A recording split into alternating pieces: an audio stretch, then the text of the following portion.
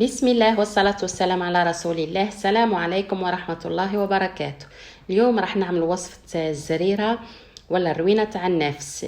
وصفة مغذية بزاف للمرأة للنفس واللي ترضع، سورتو اللي ترضع دير الحليب بزاف.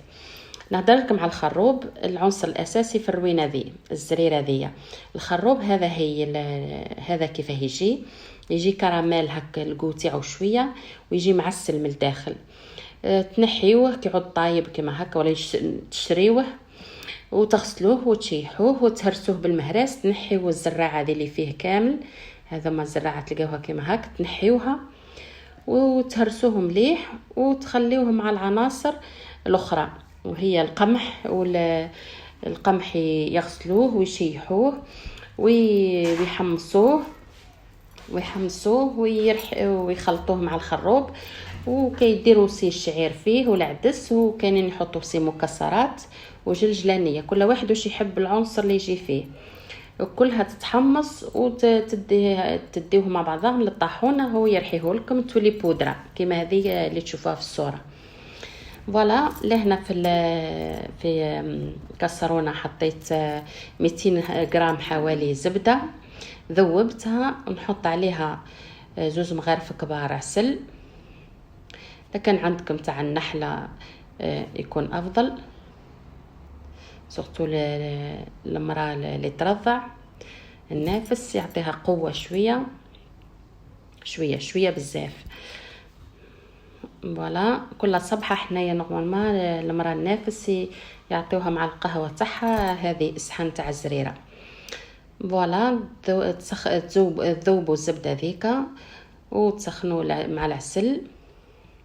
هي القهوه ذي انا نحط فيها شويه تاع قهوه تعطيها رطوبه للزريره ذي، واللي ما يحبش يحط عادي، يعني تنجموا تستغناو على القهوه. انا قهوجيه صافي نحب نحط فيها القهوه تجي رطبه من بعد.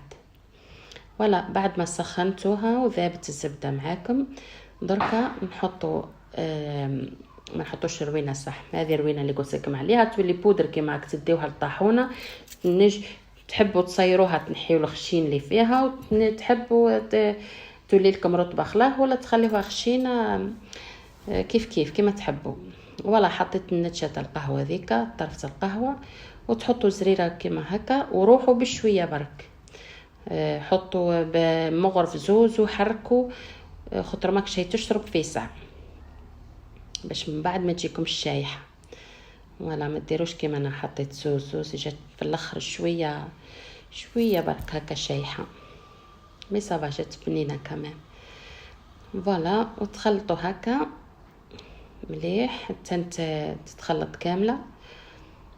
فوالا نورمالمون تجي شويه جاريه على هذه. فوالا وتحطوها في صحن، تعدلوها في الصحن هكا، تبسطوها وتزينوها من بعد. لهنا عندي لوز محمص ومرحي، تنجموا تحطوا سيلو نوا فيها مرحي هكا خشين.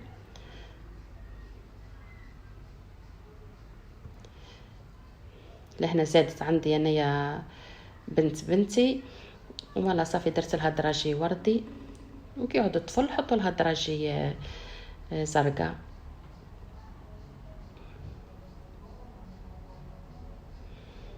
ولا تزينوا الفوق بالعسل هكا، بنينه بزاف. انا بناتي موتوا عليها. فوالا ومن الفوق تزينوا باللوز، لوز هكا محمص ومرحي خشين،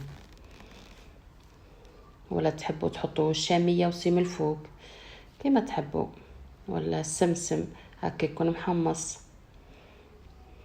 الججلانيه كيما تحبوا تزينوا على الذوق تاعكم. من بعد انا فضلت نديرها كيما هكا، ونحط لها الدراجي من فوق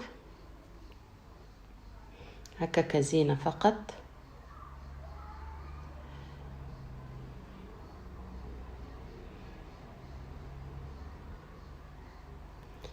اللي سخف عليها نقول له شهيتك في الجنه ان شاء الله، سمحوا لي. فوالا هذه سريرة تاعنا كيفاه جات وبصحتها اللي راح تاكلها.